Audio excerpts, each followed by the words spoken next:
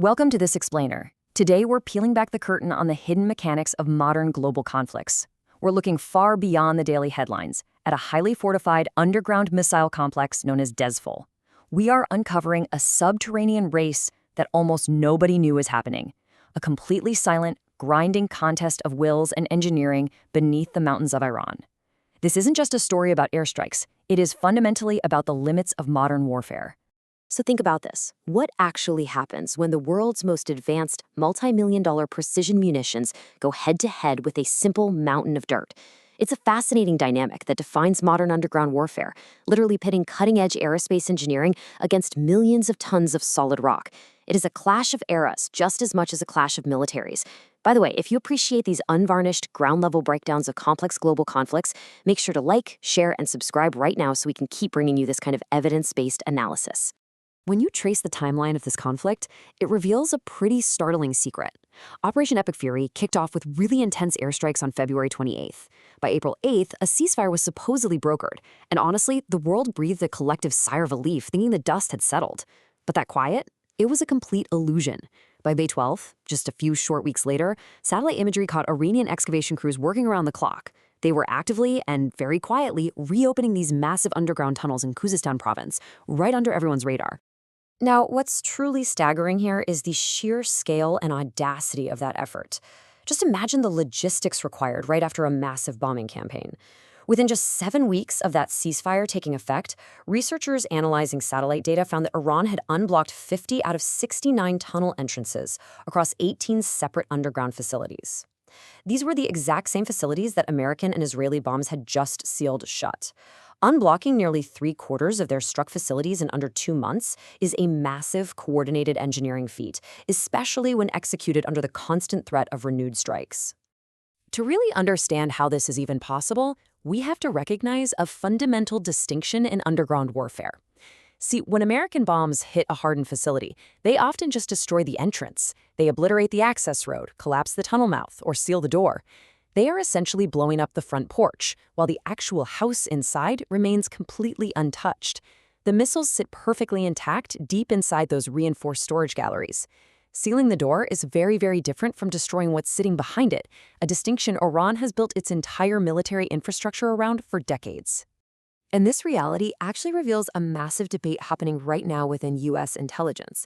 Some major reports have cited unnamed officials claiming 70% of Iran's pre-war missile stockpile survived that initial bombing campaign.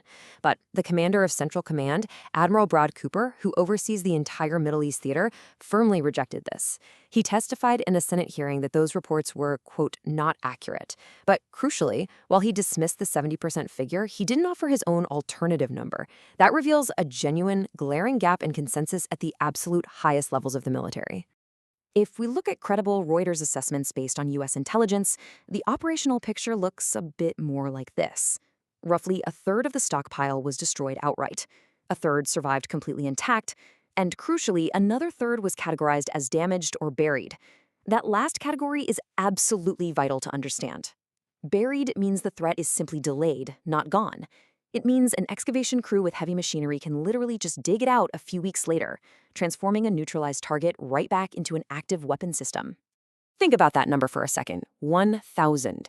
Defense analysts estimate Iran still has approximately 1,000 missiles sitting in these underground reserves. That is 1,000 heavy projectiles positioned and ready to launch, even if their actual manufacturing plants and production lines have been totally halted by airstrikes. As long as launchers and crews are available, a reserve force of 1,000 missiles is more than enough to overwhelm almost any advanced air defense grid on the planet. Well, the quiet of the spring definitely didn't last. The ceasefire collapsed rapidly in July when maritime disputes reignited the whole thing. On July 11th, the Islamic Revolutionary Guard Corps, the IRGC, attacked the Cyprus-flagged container ship GFS Galaxy. Setting that ship ablaze prompted the immediate closure of the Strait of Hormuz, arguably the world's most critical oil choke point. This massive economic shockwave immediately sparked a renewed U.S. strike campaign spanning over 300 targets in just 3 nights.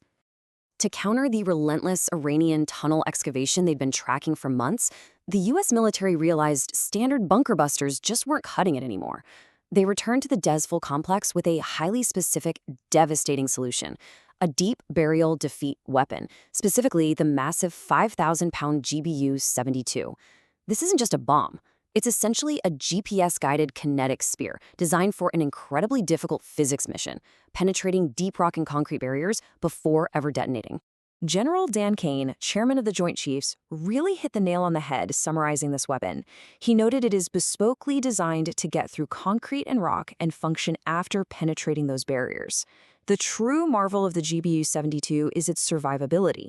It has to survive the immense, crushing kinetic punch of slamming through a solid mountain, stay completely intact, and then trigger its detonation sequence exactly where Iran believed its weapons were the safest. All of this creates a relentless, grinding, tactical loop that has absolutely defined this underground war. Step 1, Iran buries its capabilities deep inside the rock. Step 2, the U.S. strikes those tunnel entrances. Step 3, Iran immediately excavates the rubble, often under active fire. And Step 4, the U.S. returns with even deeper penetrating weapons. It is an intense, repeating sequence, a high-stakes game of cat and mouse, where both sides are tracking each other's microscopic movements from space, constantly adapting. Now, this isn't just a story about precision bombs hitting mountains.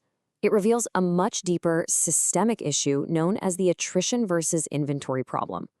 We are watching two completely finite inventories being consumed simultaneously by both sides. This overarching strategic stalemate of finite resources is what should genuinely unsettle you about the future of this conflict. And hey, if you're finding this explainer valuable, please remember to hit the like, share, and subscribe buttons to support the channel.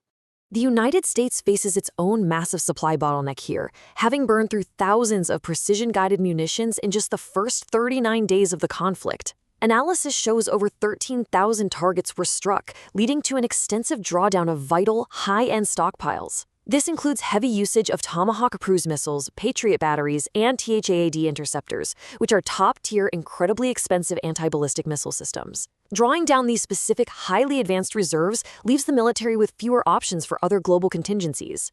The disparity here is honestly mind-blowing when you put these production timelines side by side. We're contrasting high-tech, million-dollar weapons that take years to rebuild against low-tech dirt excavation that takes mere weeks.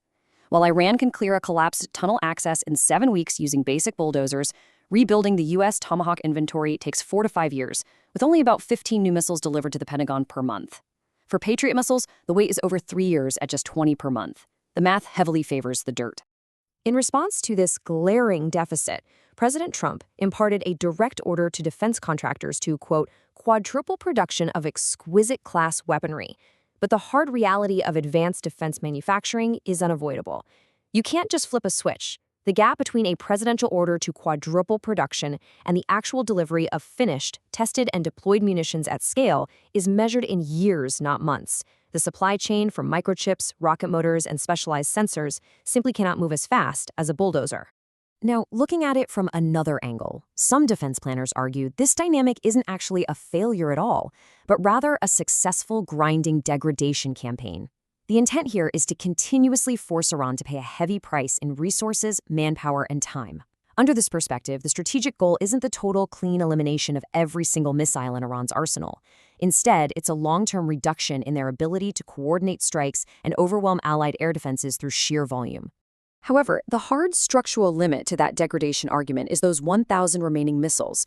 These buried reserves don't need a functioning, above-ground factory supply chain to pose an immediate threat.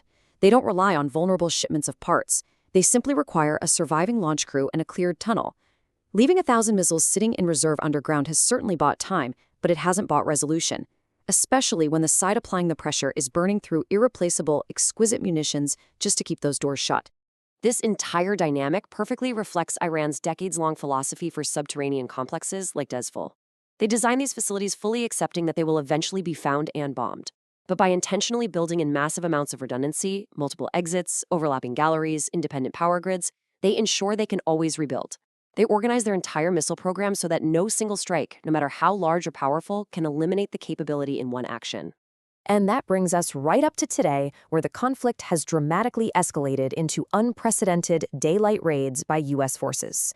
Meanwhile, the IRGC has established a Persian Gulf Strait Authority, fundamentally altering the economics of global shipping.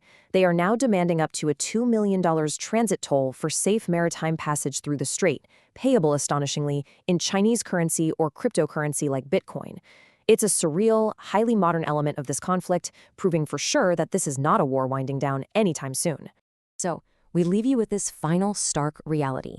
As this permanent structural cycle continues and precision bombs keep hitting Iranian rock, which finite inventory is going to run out first? The deep penetrator bombs that take years and billions of dollars to produce? Or the dirt, the bulldozers, and the crews willing to dig? Thank you so much for joining us for this explainer. Keep asking the hard questions, and please, remember to like, share, and subscribe for more deep dives into the hidden mechanics of our world.